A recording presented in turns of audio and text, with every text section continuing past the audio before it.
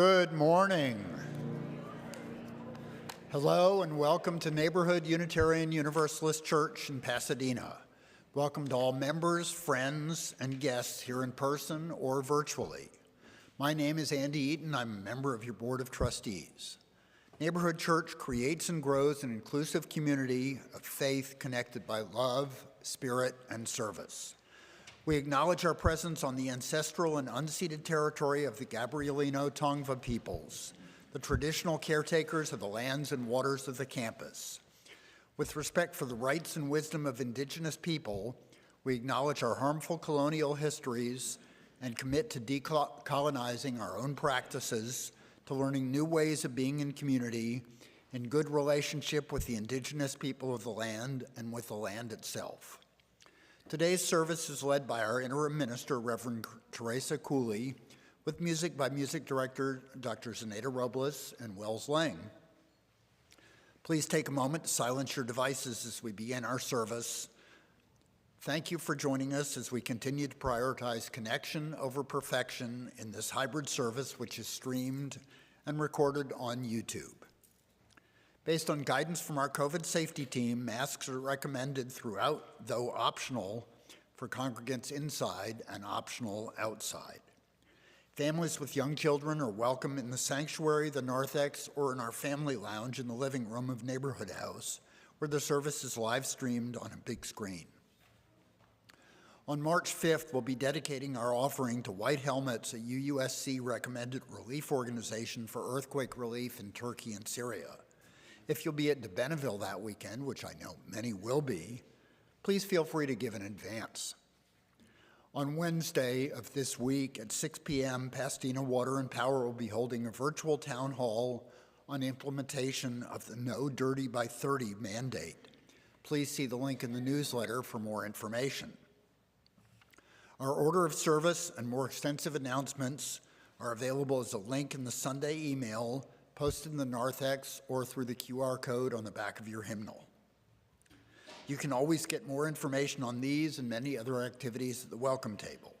Again, welcome to Neighborhood Church, whoever you are and wherever you are in your spiritual journey. Welcome to this inclusive faith community connected by love, spirit, and service.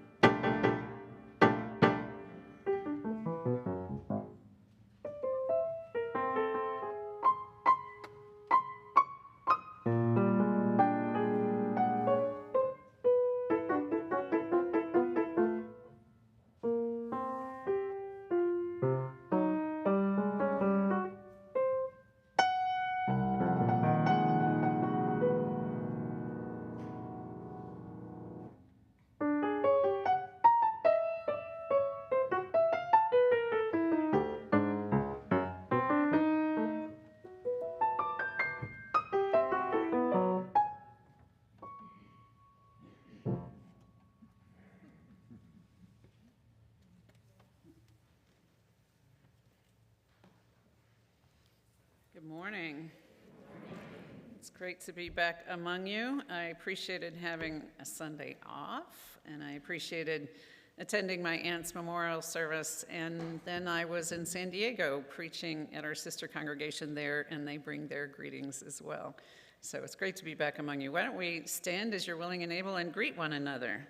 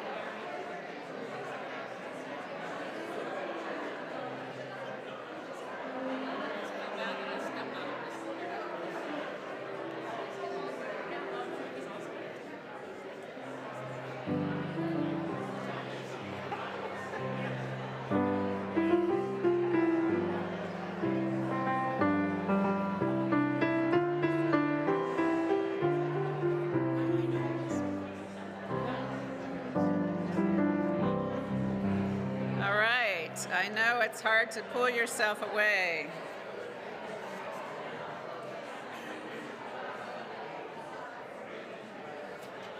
Thank you.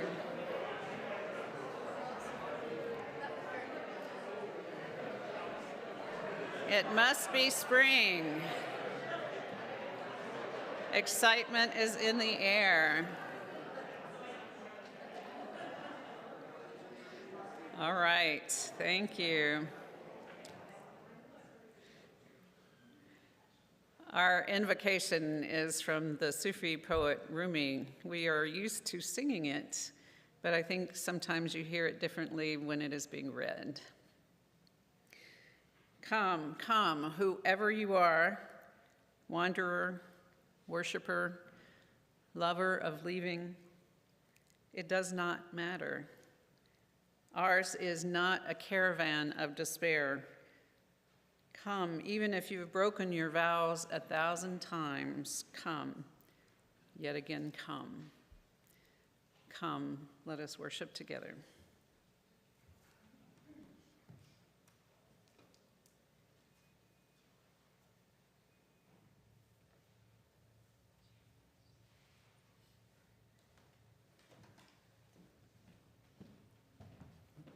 Our opening hymn is number 1000 in your teal hymnal. Please rise in body or in spirit and join us in singing number 1000, Morning Has Come.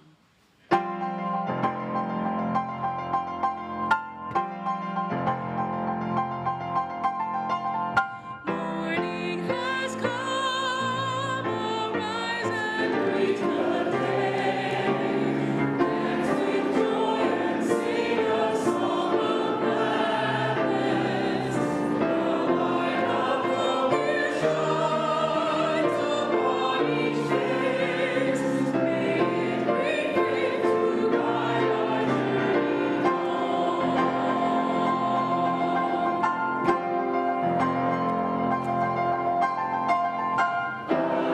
Day dawns once more, the living within. Wonder fills the storm and shared together. The light of peace here shines upon each face. May it bring faith to guide our journey home.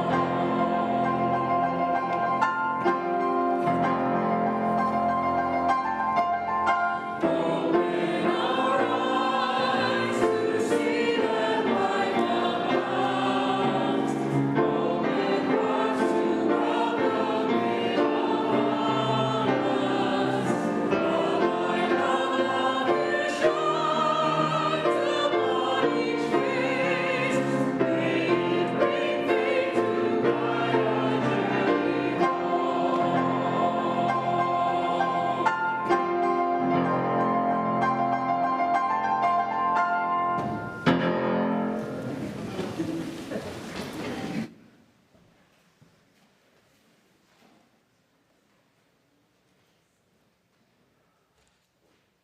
Good morning. I'm Matt Vasco, the Director of Spiritual Exploration. It's so good to be with you all this morning. You know, I love that one line in the Rumi poem we heard this morning. If you've broken your vows 1,000 times, come, yet again come. I think there's a little lesson for us all in there about covenant. We're a covenanting community, and even if we fail, right? Even if we don't perfectly live into our covenant, we can still keep coming back and trying again. It's a lovely message. Can I have all of the children and youth forward for a story for all ages, please? Come on down. Yeah, come on down, guys. Welcome, welcome. I've got a really great book for us this morning. Today's service is about, well, the month of February, our theme is love. And this particular Sunday, we're talking about being able to forgive ourselves when we are imperfect or let ourselves or others down. And so I found this great book called Catching Thoughts, which deals with the idea of those unwanted thoughts we sometimes have that we just can't quite seem to shake. It's written by Bonnie Clark and illustrated by Summer Macon. Catching thoughts. I have this thought I don't like. It showed up on a bad day. At first, it was really no big deal. It's just a teeny tiny little thought. We see the thought sort of peeking around the corner there.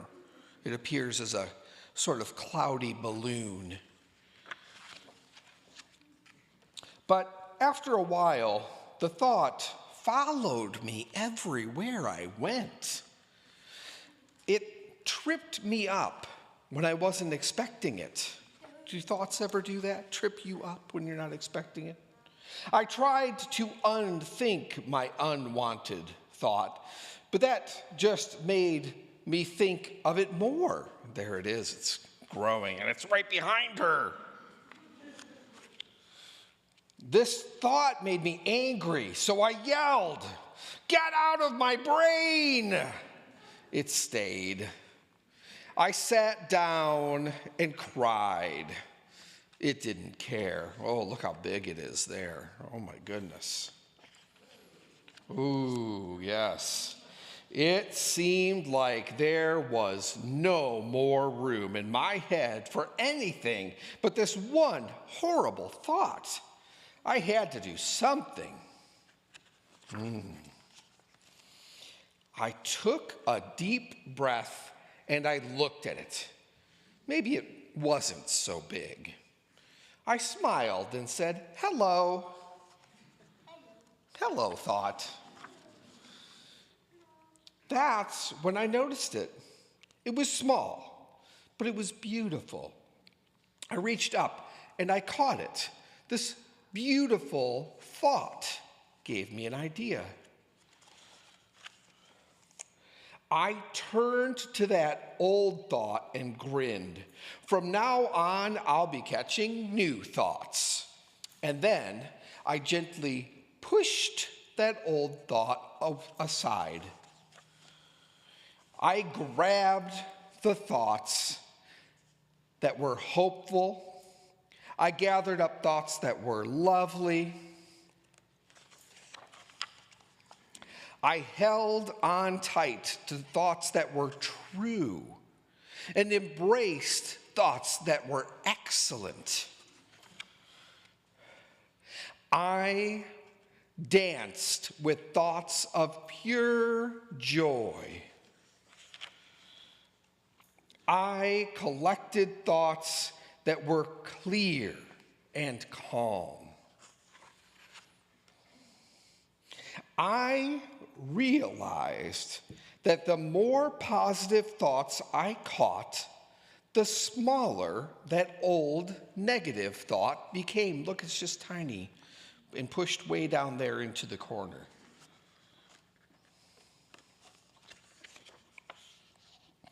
And whenever that old thought tries to come back into view,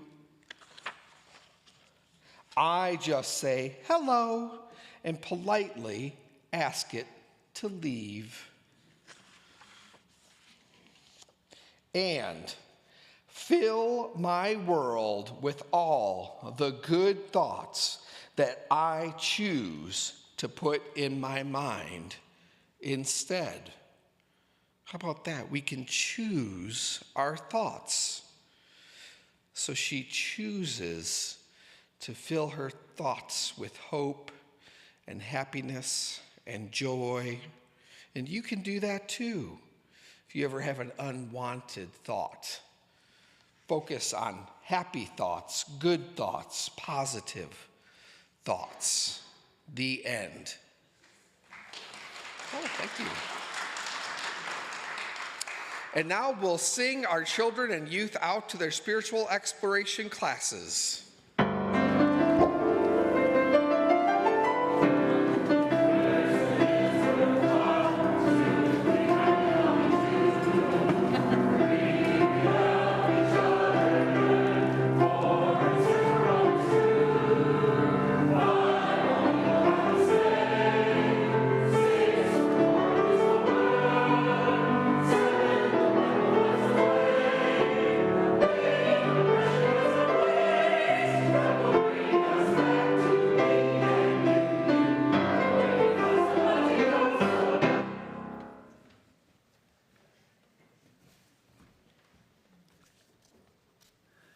Giving is a spiritual practice through which we put our values into action. Each Sunday, our congregation dedicates 100% of contributions to a local social justice organization or activity. In addition to the plate, online giving is available using the QR code on the donation screen or on the donations box just outside the sanctuary, or using the text instructions shown on the screen. If you wish to make a payment toward your pledge or contribute to church operations, make a note in the subject line or use an envelope available at the donation box. This week, our gifts go to Esperanza, an organization we have been supporting for close to 20 years. Here to speak on their behalf is Jan McCreary. Jan has been a member of Neighborhood for 6 years, gone to Esperanza, and after a long career of teaching at Crescenta Valley High School, she now enjoys helping with Dining for Dollars, volunteers to rake leaves at De Beneville Pines, and helps with pastoral care, and speaks on behalf of Esperanza for Share the Plate. Jan.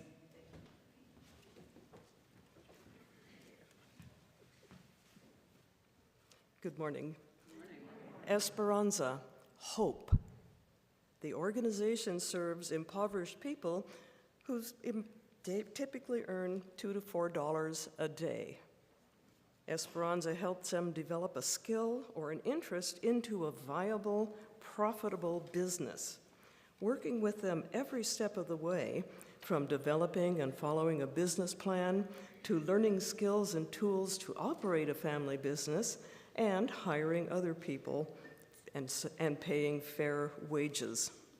Esperanza provides financial backing for starting businesses and also for building homes, because these people have been excluded from the standard banking and financial services set up in our countries. This is not a program of handouts. Rather, it is many hands lifting. And over the years, Esperanza has lent over $86 billion to people starting businesses and building homes. The loan repayment rate is 97%. Today's Pass the Plate donations might buy blocks, rebar, and cement for the next family home that we go down to Tijuana and help build. Over 1,000 homes have been built by volunteer labor from churches such as ours, service organizations, and colleges, and we pay our own way. Friends and relatives of the homeowners-to-be come to help, as do those who earned homes in the past.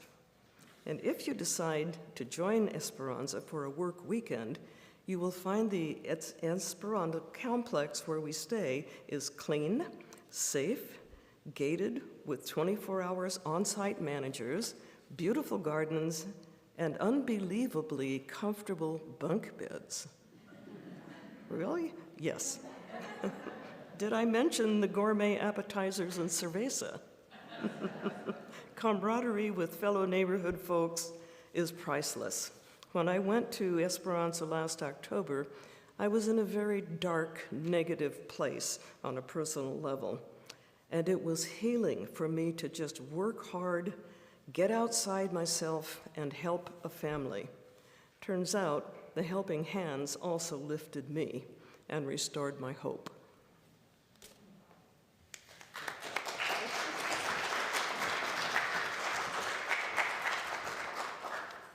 Will today's volunteers please bring the plates forward?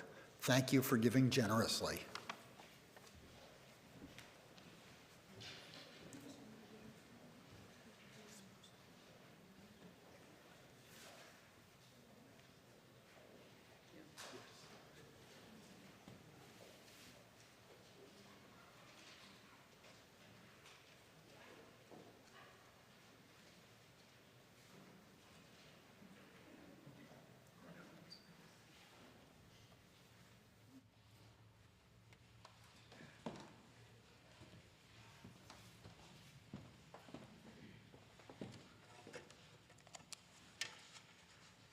Today's offertory anthem and meditative anthem are on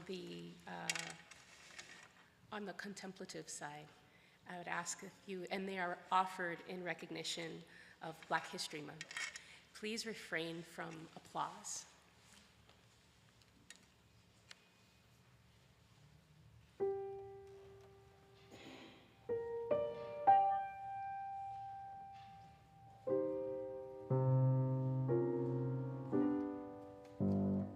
Dear husband,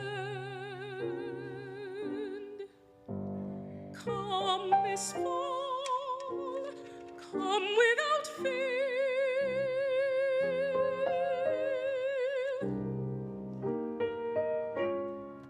I want to see you so much.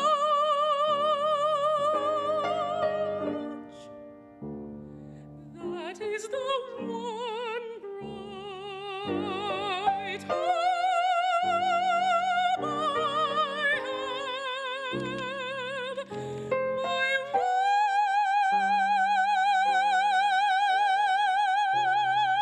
bright hope.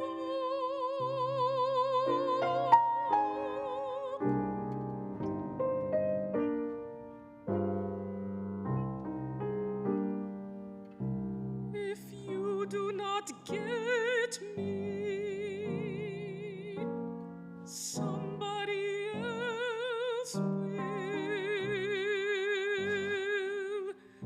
It is said that master will sell me.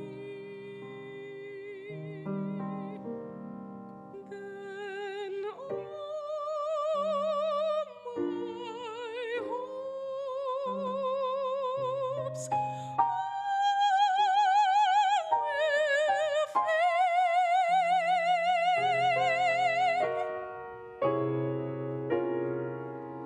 If I thought I should never see you again, this earth would have no charms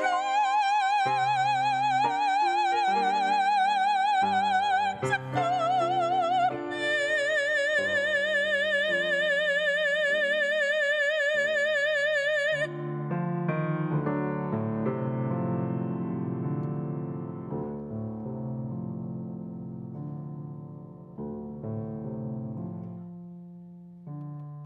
The baby has started to crawl. The other children are well. Oh, that blessed hour!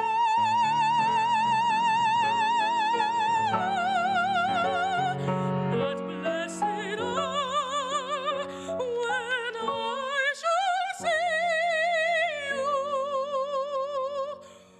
When I shall see you once more.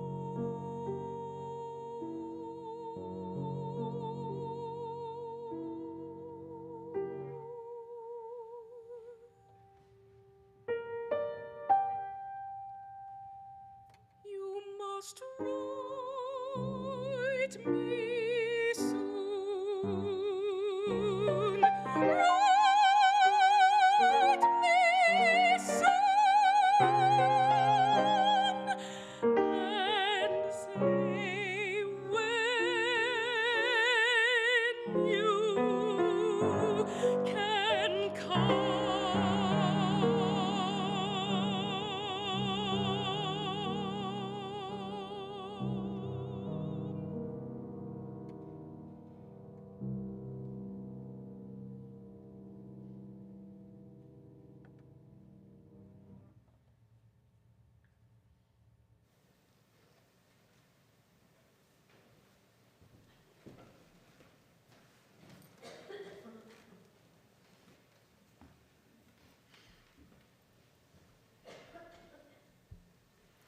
Our prayer this morning comes from Alondria Williams, who was the youngest and the first African-American person to serve as co-moderator of our association. And she tragically died last year, still in her 30s. So I want to share this in honor of her memory and her work. Please join me in the spirit of prayer, meditation, reflection.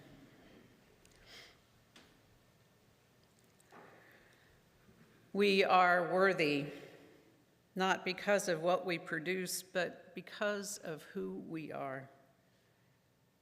We are divine bodies of light and darkness. We are worthy and are whole just because in this great turning, in this great pandemic, in this radical readjustment and realignment, we are not disposable. We are needed.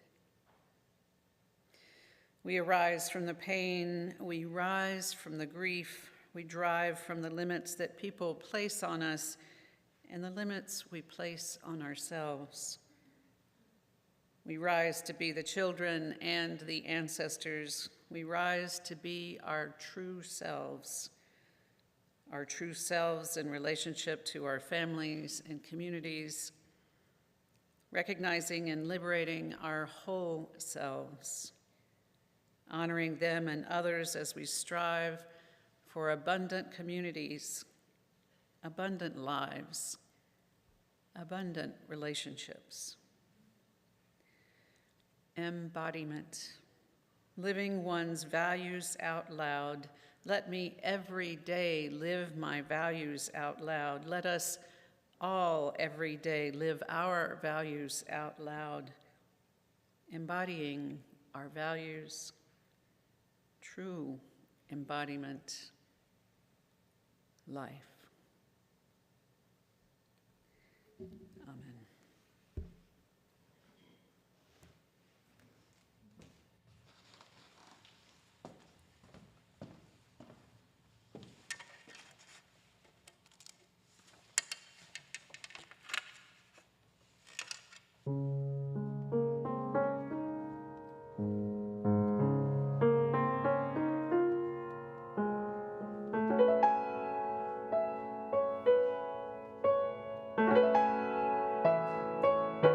To fling my arms wide in some place in the sun, to whirl and to dance till the white day is done, then rest at pale evening beneath a tall tree, while night comes on gently, dark like me. That is my dream.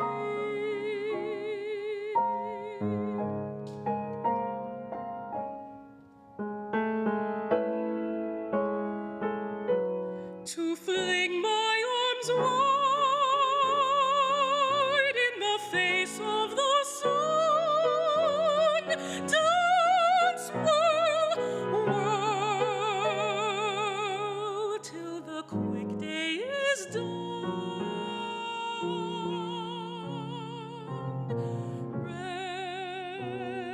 Rest at pale evening, a tall slim tree, night coming tenderly, black like me, night coming tenderly, black like me.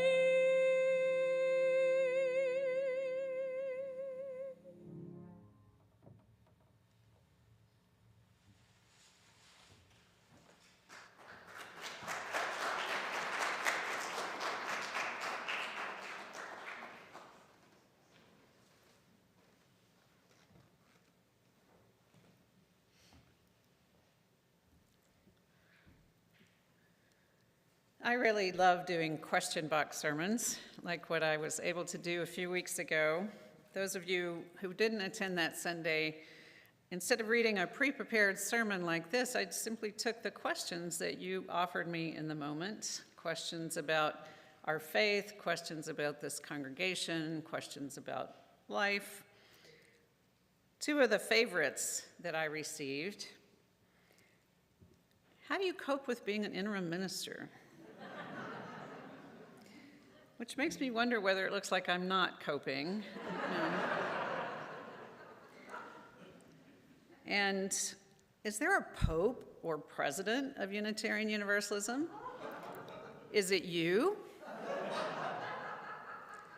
The short answer is it isn't me, even though I would love all of that power. And then there was this poignant one. On a day-to-day basis, do you think that people are doing the best that they can? It makes me think of an old poem attributed only to Anonymous. Within this earthly temple, there is a crowd.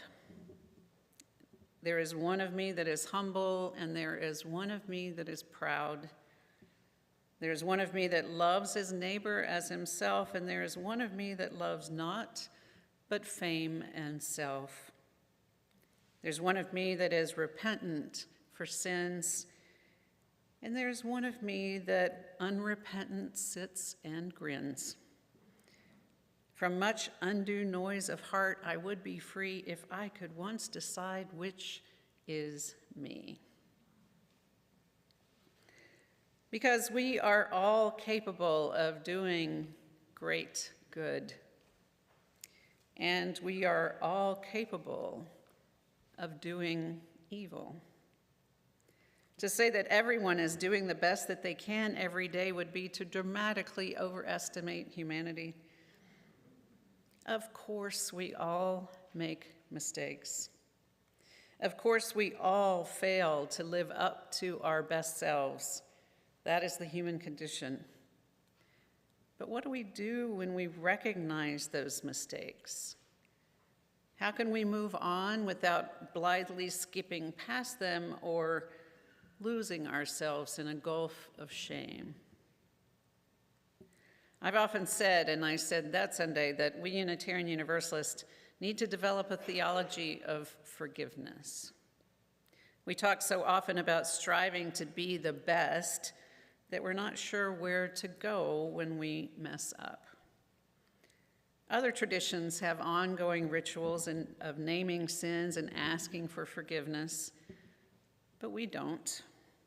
Even that word, sin, I noticed a few of you cringing a little bit.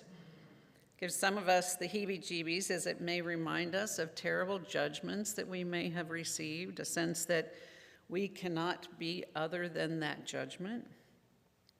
Even among ministers, there's a struggle with that word.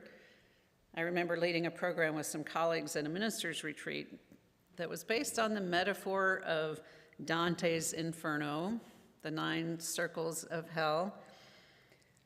We did not, of course, mean for people to take it literally. We were trying to ask, what are those circles of hell within yourselves that we create in our own minds that get in the way of us being our best selves? But we couldn't get past the first introduction before there was a mass rebellion. The words sin and hell were just too inflammatory for people to engage with. But then where does that leave us with acknowledging our mistakes and seeking forgiveness? I told the story again a few weeks ago about a parishioner who once came to me saying he did not think that he was worthy of coming to church anymore. He owned an oil change business that had accidentally spilled oil into groundwater near his business, and he was distraught because he knew how much emphasis we place on honoring the environment. And he couldn't imagine people not shaming him if they learned what happened. And it made me so sad to witness his fear and his shame.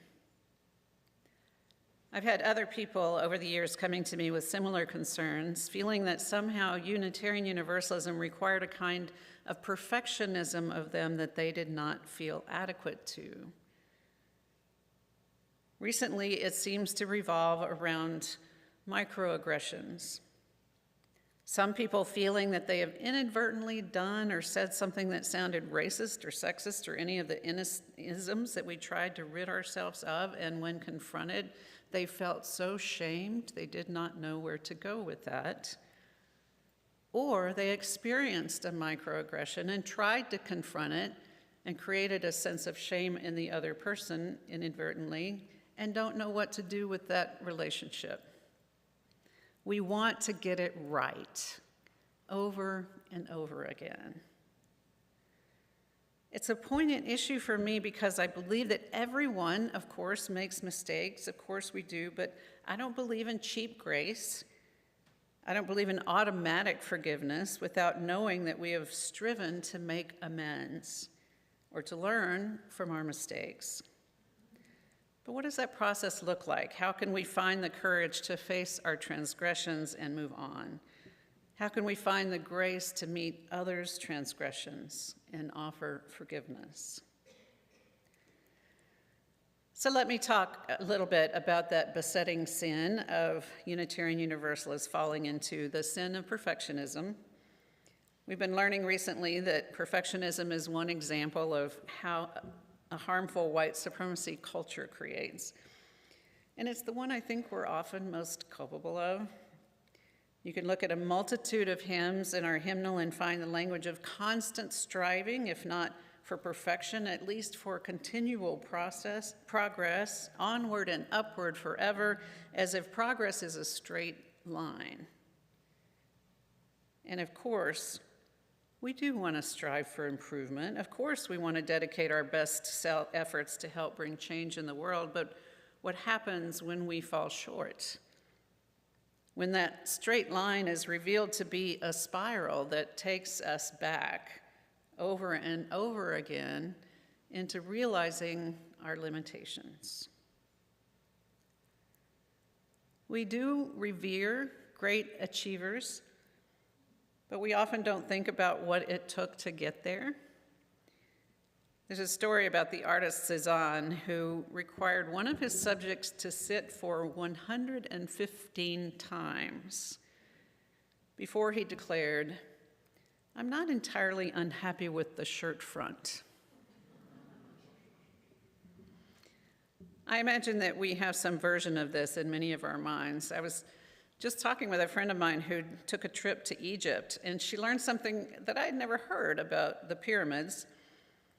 It turns out that it took the Egyptians 2 centuries to perfect making pyramids. Some of their early mistakes still exist: a bent pyramid, a step pyramid. It was a constant process of experimentation and learning, but what do we only pay attention to? We only pay attention to the final creation. And believe that we have to be capable of producing that perfect thing in the first go-round. How much do we make ourselves and others suffer because of perfectionism? And why do we go there in the first place? Brene Brown, the social worker and famous author of many books and talks about shame, talks about it in her book, The Gifts of Imperfection. She says, perfectionism is not the same thing as striving to be your best. Perfectionism is not about healthy achievement and growth. Perfectionism is the belief that if we live perfect, look perfect, act perfect, we can minimize the pain or avoid the pain of blame or shame or judgment. But ironically, our attempts to avoid the feeling of shame just makes it more likely that we won't be able to get over it. Because shame doesn't go away just by ignoring it. In fact, it is often the case that shame can take over our lives when it is ignored and make it harder to live into our true potential. not our perfect potential. What does help us deal with shame is what she calls shame resilience. The ability to recognize it, to move through it constructively while maintaining a sense of one's worthiness and authenticity, and to ultimately develop more courage, more compassion, and more connection as a result of that experience. She says the first thing we need to understand about shame resilience is that the less we talk about it, the more we have it. The key is to separate out the behavior that we engaged in that was a mistake from the belief that we ourselves are a mistake, that there's something wrong with our personhood, not just what we did. So let me pause here and go back to the example of the people who come to me ashamed because they've been told they committed a microaggression. I've been thinking about this a lot lately as we've been talking about how we can live into the eighth principle that we voted to affirm last spring, that we journey towards spiritual wholeness by working to build a diverse, multicultural, beloved community by our actions that accountably dismantle racism and other oppressions in ourselves and in our institutions. Noble words that I am glad we agreed to affirm, but living into them is far from easy. Those of us with a great deal of privilege often find it difficult to recognize when we unconsciously exclude others or make them feel less than or out of the norm.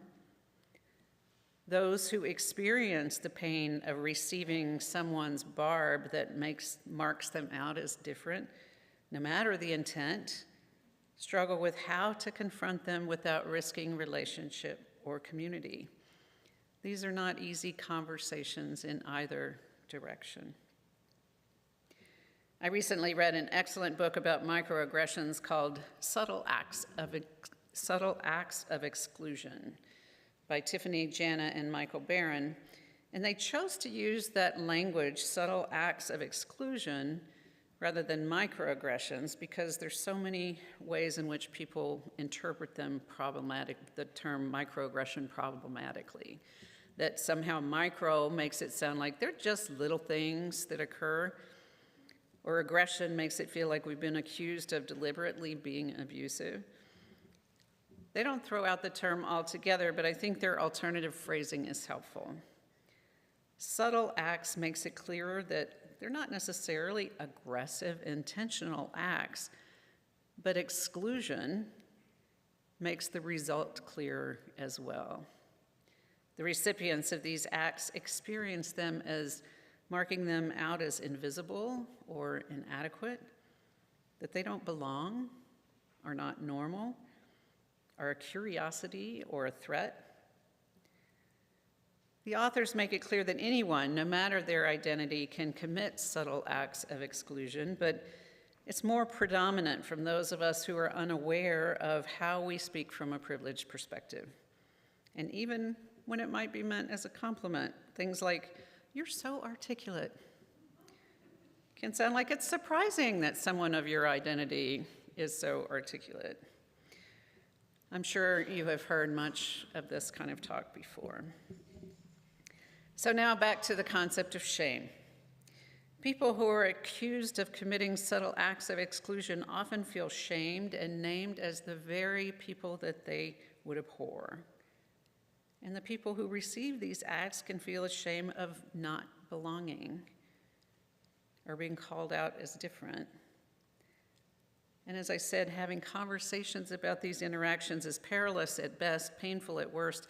But if we do not address those mistakes and the difficult feelings that can fester, we don't learn, we don't grow, we don't live into our potential. What's interesting to me is that both Brené Brown and the authors of Subtle Acts of Exclusion come to the same strategy for dealing with these dilemmas. Jana and Barron talk about the need to separate the behavior from the person Naming the behavior as a mistake is easier to take than feeling that one is named as a bad person. Their book is really aimed at institutional culture, and they promote the idea of making mistakes commonplace. When it's clear that everyone makes mistakes, it's less painful to be accused of making one. And then similarly, Brené Brown says we can confront someone about their behavior. We can fire someone, we can fail a student, we can discipline a child without berating them or putting them down. The key is to separate people from their behaviors, to address what they are doing, not who they are. Letting go of perfectionism and shame requires us to develop what Brown calls an authentic self. We heard that in the reading from Alondria. She says, authenticity is the daily practice of letting go of who we think we're supposed to be and embracing who we are.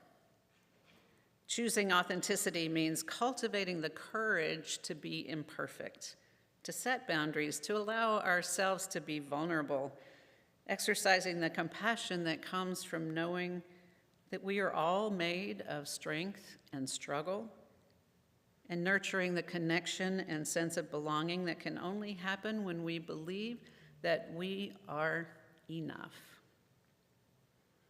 This is not a straightforward or simple task, especially if you've been given the message throughout your life that you are not enough.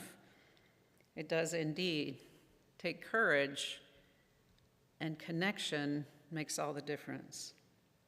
The courage to admit that we have made mistakes and to still hold ourselves open to learning. And the connection to those who can hold us in love through this difficult work. And this is where religious community and spirituality come in. Because while our theology may not offer a clear path of forgiveness for mistakes, it does assert a core belief that helps me affirm Unitarian Universalism over and over again, that each of us is worthy. Each of us is deserving of love. In my theology, that's the very essence of what I understand God to be. There's a lovely little poem by Kaylin Hott that somebody just shared with me called God Says Yes to Me. I asked God if it was okay to be melodramatic, and she said yes. I asked her if it was okay to be short, and she said, sure it is. I asked her if I could wear nail polish or not wear nail polish, and she said, honey. She calls me that sometimes. She said, you can do just exactly what you want to. Thanks, God, I said, and is it even okay if I don't paragraph my letters? Sweet cakes, God said. Who knows where she picked that up? What I'm telling you is yes, yes, yes. If God says that we can do just exactly what we want to do, then we must realize that this, in fact, gives us the freedom to make mistakes, and that ultimate love can hold us in courage to learn from them, and that the love between and amongst us is the greatest manifestation of that love. At a collegial meeting that I attended this week, one of my colleagues preached a brilliant sermon about vulnerability. I can't tell you what a privilege it is to sit with colleagues and feel ministered to. This minister had gone through a tremendously challenging year, including a marriage that publicly exploded. It sent her back into therapy to sort through what she needed to learn from all of the bad things that had happened, because she was so fearful that the bad things would continue to happen and that it was all her fault. And her therapist surprised her by saying, what if it turns out well? What if it turns out well? Seems to me to be the best statement of faith that I can imagine. What if our religious communities continually reminded us that everyone makes mistakes and that each of us is still worthy? That we can find the courage to learn as well as to confront one another?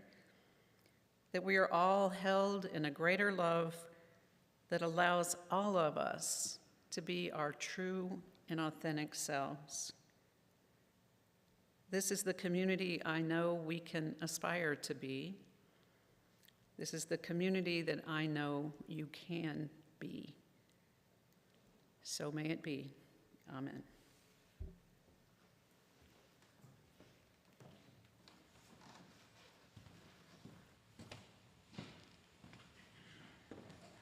Our closing hymn is number 95 in your gray hymnal. Please rise in body or in spirit and join me in singing our closing hymn, There Is More Love Somewhere.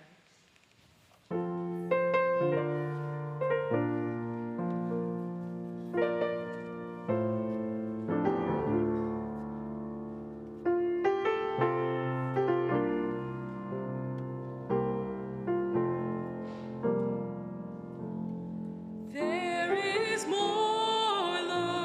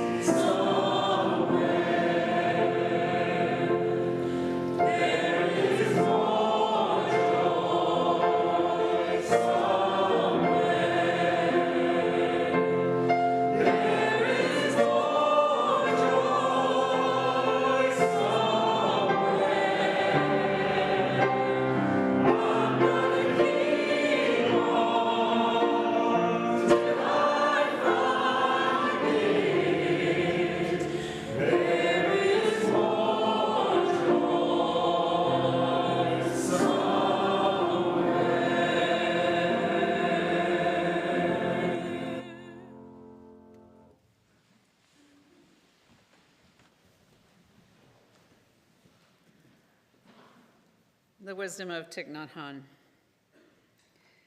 There were times you did not succeed.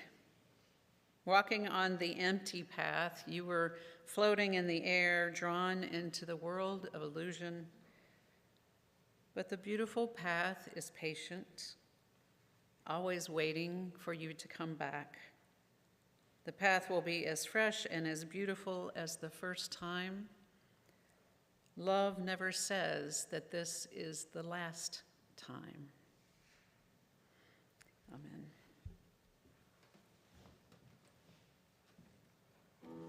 Amen.